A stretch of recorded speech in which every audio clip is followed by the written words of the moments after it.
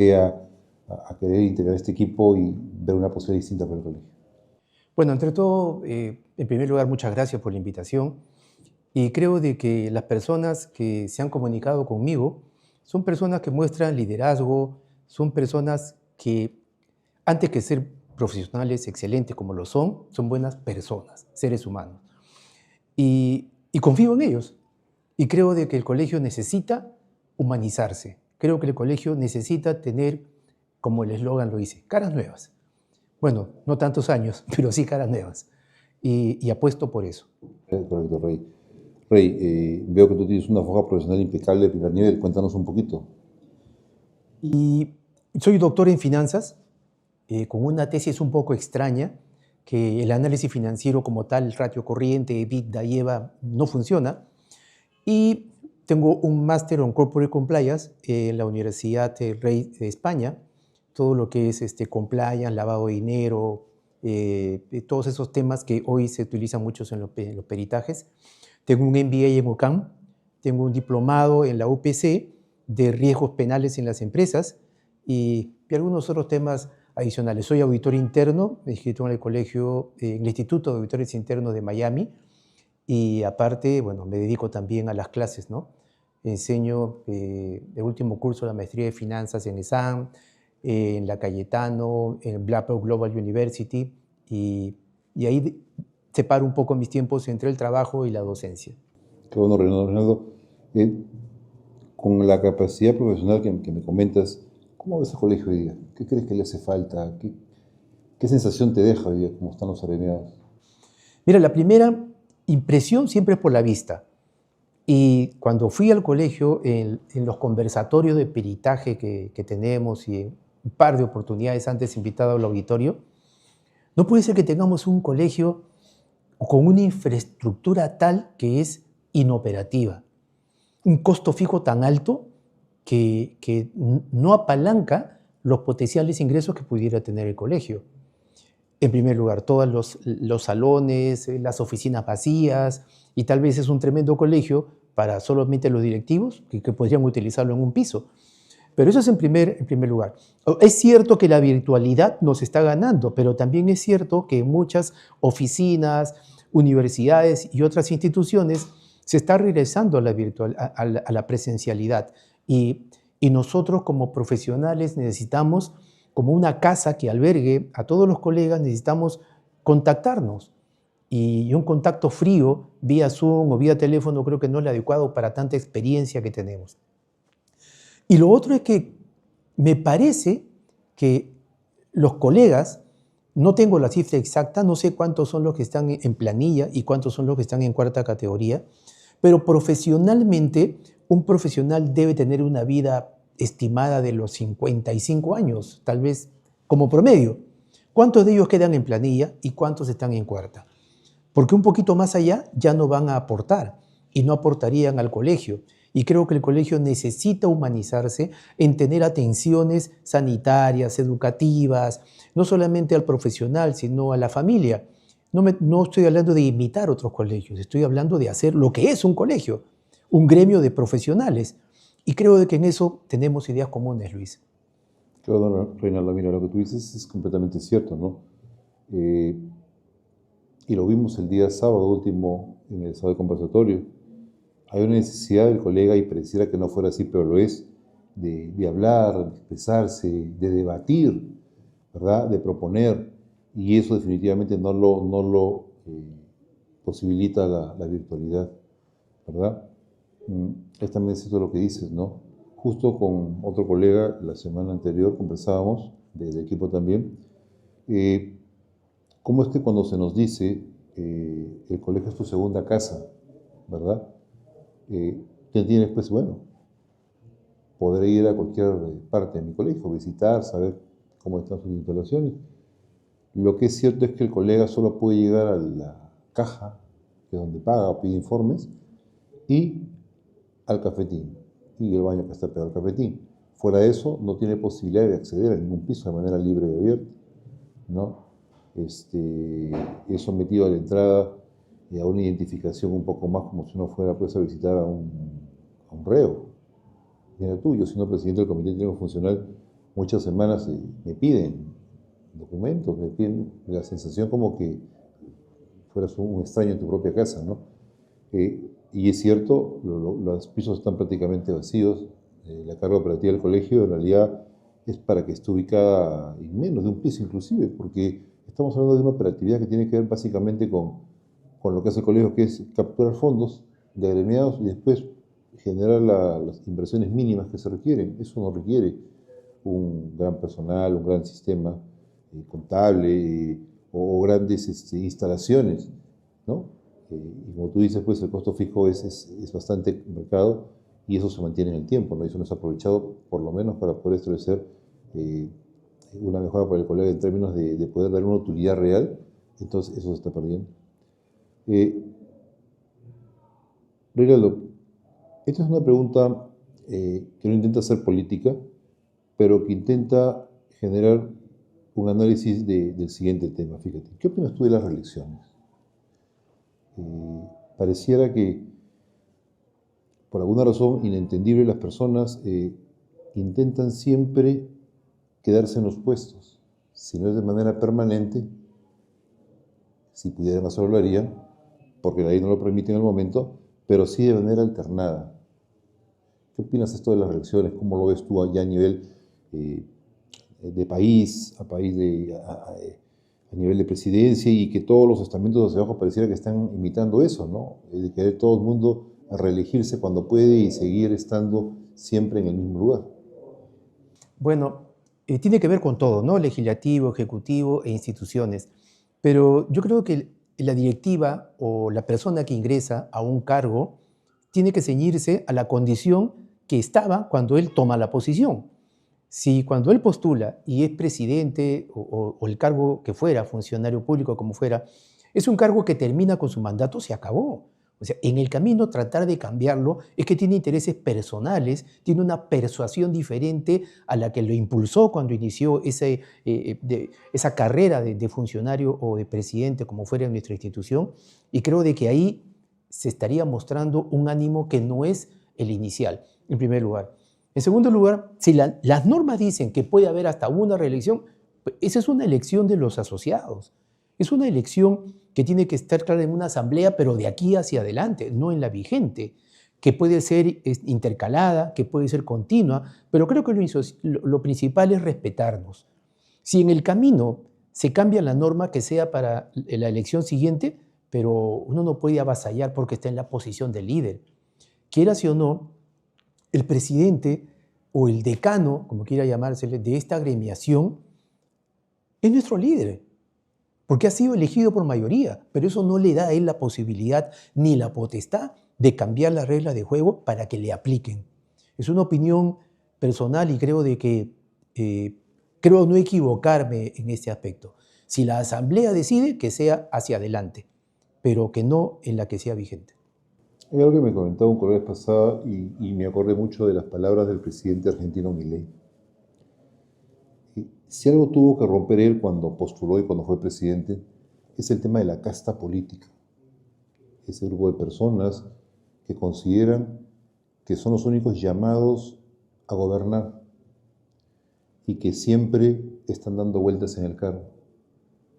Estos 2 años te tocan a ti, los otros 2 años me tocan a mí, y así vamos dando vuelta en las posiciones. En el camino, si aparece una cara nueva, es el hermano, o la hermana, o el hijo, o el allegado, y esa casta que se está empezando, como decía un colega, a generar en el colegio, es algo que tendríamos que evaluar y que de alguna manera analizar qué está pasando, ¿no? ¿Por qué un grupo de 20 personas consideran que ellos son los únicos que tienen derecho a gobernar y están dando vueltas los cargos entre ellos mismos, ¿no? Fíjate tú, a sabiendas inclusive de los resultados económicos que dejaron como gestión. Fíjate tú, o sea, a sabiendas de eso, intentan decirle a la gente, mira tú, yo sigo siendo la gran opción, pero no le dicen a las personas, oye, mira, mi gestión económicamente acabó de esta forma.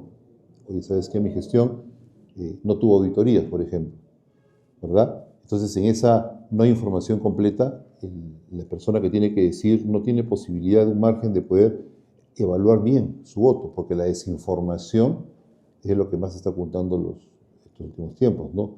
¿Tú cómo ves el tema de la gestión desde el punto de vista económico, con el conocimiento que tú tienes de una institución? ¿Cómo es posible que un resultado económico negativo tan elevado pudiera pasar inadvertido y que la gente pues bueno, se pruebe el dinero y sigamos adelante? Sí, mira, Luis, interesante esta pregunta porque enmarca todo el manejo administrativo, operativo y gremial de la institución. En primer lugar, ¿cómo es posible que en una asociación que agremia a los contadores, auditores, no haya auditoría?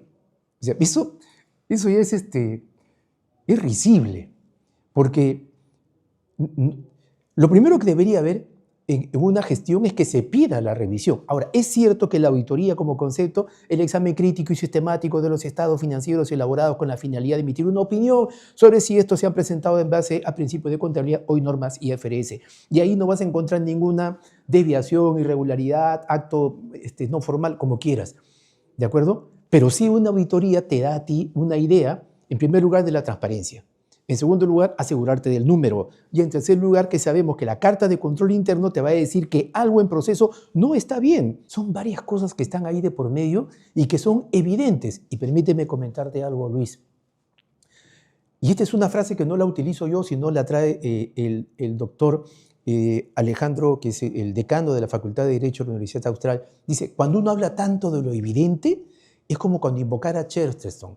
Chesterton, que era un literato inglés, decía, llegará el momento que tendremos que desenvainar las espadas para dilucidar si el pasto en el verano es verde.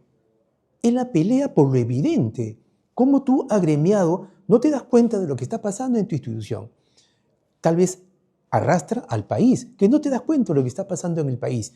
Y votas sin darte cuenta que estás votando por una posición, no por una defensa gremial. Estás votando por un grupo que se mantenga. Después no reclames, si es que alguna vez han reclamado. Pero he tratado de condensar todo ante la pregunta que es muy amplia. Aquí hay procesos, hay tema de involucrar al agremiado. Claro, pero si no le das, nunca lo vas a agremiar al agremiado. Si no tiene un club donde descansar, donde ir con su familia, nunca conversarán temas de la asociación como agremiados. Si no le das un tema de salud, dirán, bueno, si no me lo dan, nunca tuvimos. Si no hay un adecuado proceso del término de su vida profesional y de su vida como ser humano, donde el colegio pueda apoyarlo como otros colegios, colegio médico, por ejemplo, entonces, si nunca lo tuvimos, bueno, normal que no lo tengamos. Entonces, hay una distorsión de lo que es evidente. ¿Para qué nos agremiamos? ¿Solo para escuchar un curso por Zoom? ¿Solo porque estamos obligados a mantener una matrícula? Yo creo que hay algo mucho más. Y confío en tu capacidad humana, Luis. Gracias, Reinaldo, muy amable. Rey, tengo el tema personal, Rey. Me comentaste que tienes 3 hijas. Sí. Cuéntame, ¿cuál de ellas se parece a ti? Bueno, muy orgulloso de mis 3 hijas en matrimonio. La primera es la que maneja el tema del pisco. Medalla de oro aquí en el extranjero. Hace pisco de 7 de las 8 cepas pisqueras y hace vino de uvas pisqueras, cosa que no hay. Y la segunda, ella estudió finanzas en ESAN y hoy día tiene 30 años y es gerente en Price, en Chile. Sí, maneja empresas grandes, BHP, Codelco y esas cosas. Y la tercera es primer puesto de Derecho y summa cum laude en su tesis en la de Lima. Creo que las 3 se parecen a mí. En esa parte. Sí. Fernando, ¿qué le podrías decir tú finalmente acá a los colegas, a los alumnos que nos están viendo, a aquellos que ven en nosotros una posibilidad de hacer algo distinto? Mira, tú he escuchado a tantos colegas conversar en estas últimas semanas y me doy cuenta que lo que ellos quieren es que el decano sea tan solo una vía de camino para que el agremiado retome el control de su colegio. El colegio no es del decano, el colegio es de los agremiados. Son los agremiados los que en asambleas abiertas deben tomar la decisión sobre el rumbo de su colegio. Uno debe ser tranquilamente, simplemente el guía, el encaminador de esas decisiones. Y lo otro que me piden mucho los colegas y con fuerza es, quieren capacitación, pero sienten que el colegio no se está poniendo a la par de lo que requieren, ¿no? Me comentaban, por ejemplo, fíjate, una especialización de auditoría financiera en la Universidad Continental de 120 horas cuesta 1.200 soles. Acá estamos en los 2.000 soles. Y por alguna razón que cuesta siempre entender, queremos empujarle al agremiado 384 horas de capacitación, casi 7 meses de capacitación para una especialización de auditoría forense. Y los colegas nos dicen, ¿cómo vamos a estudiar 7 meses? Prácticamente una maestría de 1 año para una especialización de auditoría forense. Si lo que necesitamos es básicamente saber hacer una auditoría, papeles de trabajo, casuística, las normas que voy a aplicar, las NI fundamentales para mis estados financieros, y sienten que eso no se está dando. ¿Cómo sientes tú la sensación de los costos de las especializaciones? Si realmente se justifica que en esta situación en la cual el agremiado no está teniendo trabajo ni la posibilidad económica, y sabemos que si no se capacita, pues se va a hundir mucho más. Nosotros con los precios que tenemos, como que los tenemos ahí, pues, bueno, conmigo no es la cosa, y ver a gente subvención. Sí, el entrenamiento es en extremo de importancia porque las situaciones van cambiando en el contexto del manejo de los negocios. Y le voy a poner un ejemplo, ¿no? Nosotros vivimos de 3 sectores: de la minería, del agro y de la pesca. Por lo tanto, lo mejor que podemos tener o que debemos tener en especialización debe atender a esos 3 sectores, ¿sí? Para que no hagan outsourcing por fuera y no traigan personal, entre comillas, especializado de otros países. El agro, la pesca y la minería nos da a nosotros las divisas para poder hacer comercio interno. ¿Qué más tenemos? Fíjense, Doc, cuando nosotros hablamos de bienes y servicios y hay un exceso de comercialización, algo no está caminando bien en una economía. Porque cuando ves más comercio que industria, entonces estás jalando la misma trazabilidad entre tú me compras, yo te compro, tú me compras, yo te compro. Uno va a otro país, cerca como Estados Unidos, el IGB lo paga el consumidor, pero no hay una fábrica, una gran distribuidora, una mayorista, un mayorista, un subpromotor, una tienda, tremenda cadena. Entonces, y si nos vamos a especializar en esa cadena, estamos haciendo mal o estamos haciendo bien lo que está mal. Somos eficientes en hacer bien lo que está mal. Necesitamos dar como institución, como agremiado, training, pero training adecuado. Tenemos que partir los objetivos. A ver, hay un tramo que necesita, que son los que recién salen de la universidad, porque la universidad no están o no maneja completamente los SAP, no manejan los CRM, un GD AdWords, un markup, no lo manejan. Entonces, tiene que haber un training con gente especializada para esa base de la pirámide. Para la segunda base, para los que son jefes, ¿qué necesitan conocer? Yo poco veo una completa especialización en costos, cálculo de punto de equilibrio, toma de decisiones, ABC, ABN, el concepto de reingeniería, repensamiento fundamental de los procesos de negocio con la finalidad, Michael Hammer, o sea, todas esas cosas que son necesarias para el que toma decisiones. Y creo yo que el gran tomador de decisiones, el mejor, el más adecuado y que ha nacido para esto en una empresa es el contador. Y por lo tanto le toca la tercera etapa, que es el conocimiento altamente especializado. No una maestría donde estudies lo que te enseñaron en la universidad y si lo malaprendiste ya es cuestión de cada uno. Creo que el colegio tiene que dar el training por estos 3 tramos de la pirámide y tiene que ver o tomar un examen previo para certificar o para verificar la necesidad. En países como en México, la matrícula de alguna manera te la validan cada cierto periodo, 2 o 3 años, con un examen. Con un examen en el que si tú apruebas el examen, te renuevan la matrícula. Y si no, te obligan a que sigas una especialización. no te la quitan, pero te obligan a que sigas la especialización. Creo que es lo mínimo que deberíamos tener para garantizar que estamos entregando a la sociedad profesionales altamente capacitados. Reinaldo, un mensaje final a los agremiados. Que no le tengan miedo al cambio. Si no hay un cambio en esta oportunidad, van a tener otro, pero va a ser traumático. Uno tiene que aprender a mirar el horizonte y tomar decisiones en el corto plazo, pero mirando el horizonte. Caras nuevas no solamente son caras nuevas, son posiciones, son pensamientos a favor del agremiado. Creo de que eso es una forma interesante de hacerle ver al agremiado que tiene que buscar lo que comentaba hace un momento, ¿no? La humanización del colegio, la especialización y sobre todo que camine con líderes que tengan la confianza que le puede dar al agremiado. No se ocultan líderes que piden, que se ofrecen a las auditorías, que se ofrecen a las revisiones, que pueden nombrar una comisión revisora de cuentas que esté permanentemente al lado de la directiva, que las directivas no están para viajes. Creo que comidas y viajes y esas cosas ya cada uno lo ha disfrutado en su exitosa vida profesional. Sobre todo. Como siempre, Rey, gracias por tenerte acá. Y gusto tenerte en el equipo. Sí, muchas gracias.